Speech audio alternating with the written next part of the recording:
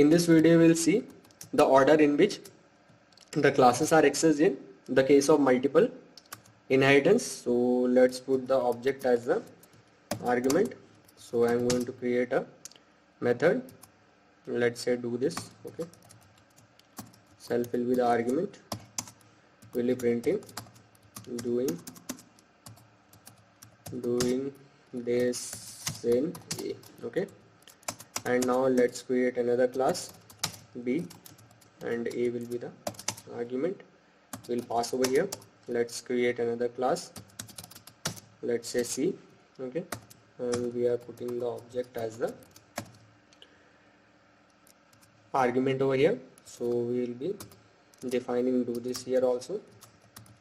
So if class C was also been derived from A, then the lookup order will be DB C and A.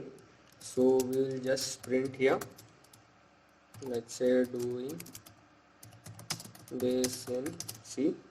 Okay, so let's create another class, let's say D. Okay, D and E. Now we'll pass here also.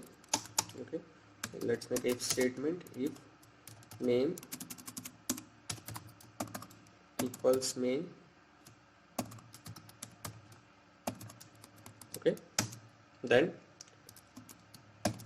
D object equals let's call D.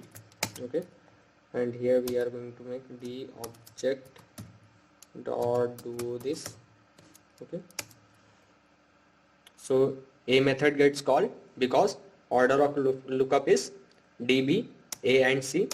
So this will be seen in D.mro function. Okay, so let's run it. So you can see here the output